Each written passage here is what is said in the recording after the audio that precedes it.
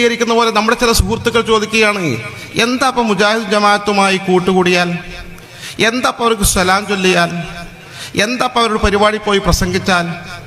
നിങ്ങൾ കണ്ടില്ലേ സഹോദരന്മാരെ, ഇവിടെ സമസ്ത കേരള ജംഇയ്യത്തുൽ ഉലമ അച്ചടക്ക നടപടി സ്വീകരിച്ച അഭിവന്ദ്യനായ CIC-യുടെ ജനറൽ സെക്രട്ടറി ഈ വളവന്നൂർ നിങ്ങളുടെ നാട്ടിലല്ലേ?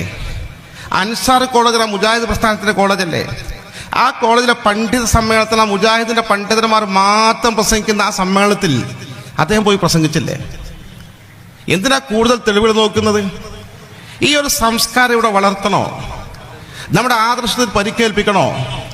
വളാഞ്ചേരി മർക്കസ് തർബിയത്തുൽ ഇസ്ലാമിയ ഉസ്താദ് വാക്കോട് ഉസ്താദ് പരിചയപ്പെടുത്തി സമസ്ത മലപ്പുറം ജില്ലാ കമ്മിറ്റി പണം പിരിച്ചെടുത്ത് ഈ ഇരുന്ന ആദർശേരി അംസക്കുട്ടി മുസ്ലിയാർ അദ്ദേഹം പോയിട്ടില്ല, അദ്ദേഹത്തിൻ്റെ ഒക്കെ നേതൃത്വത്തിൽ അബുദാബി കേന്ദ്രീകരിച്ച് അറബികളിൽ നിന്നും മലയാളികളിൽ നിന്നും ഫണ്ട് സ്വരൂപിച്ച് ഏക്കറക്കണക്കിന് സ്ഥലം വാങ്ങി അറബികളുടെ സഹായത്തോടെ കെട്ടിടങ്ങളുണ്ടാക്കി ആ വിപുലമായ വിശാലമായ സമുച്ചയം വിദ്യാഭ്യാസ സ്ഥാപനം ഇന്നും അതിൻ്റെ ജനറൽ സെക്രട്ടറിയാണ് ബഹുമാന്യ ആദർശേരി അംസക്കുട്ടി മുസ്ലിയാർ.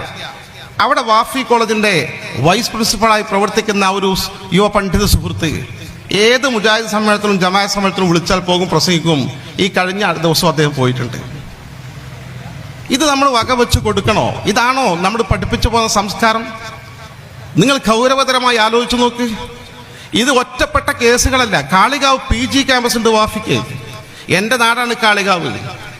അവിടെയുള്ള ഒരു പണ്ഡിതൻ ഈ കഴിഞ്ഞ 2 വർഷം അവിടെ നിന്ന് രാജിവെച്ചു. അടുത്ത ഒരു അധ്യാപകൻ PG ക്യാമ്പസ് ഉയർന്ന വാഫികൾക്ക് പഠിക്കാനുള്ള കോളേജാ, അവിടുത്തെ പ്രധാന ഉസ്താദാ. രാജിവെച്ചിട്ട് അദ്ദേഹം പോയി ജോലി ചേർന്നത് എവിടെയാണെന്നോ? ആലുവയിലെ ജമാഅത്തെ ഇസ്ലാമിയുടെ കോളേജിലെ ഫിഖ് ഡിപ്പാർട്ട്മെന്റ് ഹെഡായിട്ട്.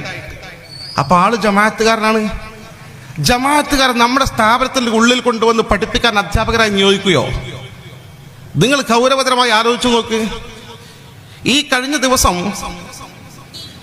വയനാട്ടിലെ വഫിയ കോളേജിലെ അധ്യാപകൻ ഒരു ഫേസ്ബുക്ക് പോസ്റ്റ് ഇട്ടു.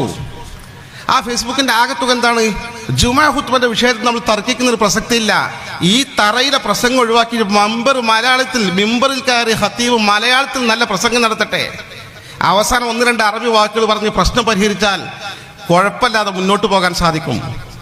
ഇത്തരം അധ്യാപകർ പഠിപ്പിക്കുന്ന ഒരു സംസ്കാരം ഇത് നമ്മൾ വകവെച്ചു കൊടുക്കണോ? നിങ്ങൾ ഗൗരവമായി ചിന്തിച്ചു നോക്കൂ. ലോകത്തെ തീവ്രവാദ പ്രസ്ഥാനങ്ങൾ അറിയപ്പെട്ടതാണ് മുസ്ലിം ബ്രദർഹുഡ്, ഇഖ്വാൻ മുസ്ലിമീൻ എന്ന് പറയും. ആ പ്രസ്ഥാനത്തിന്റെ തനിപ്പകർപ്പാണ് കേരളത്തിലെ അല്ലെങ്കിൽ ഇന്ത്യയിലെ ജമാഅത്തെ ഇസ്ലാമി. ഒരു നാണയത്തിന്റെ 2 പുറങ്ങളാണ്, രണ്ടും ഒരേ സെയിം ആശയങ്ങളാണ്. രാഷ്ട്രീയത്തിന് പ്രാധാന്യം കൊടുക്കുന്ന സംഘടന.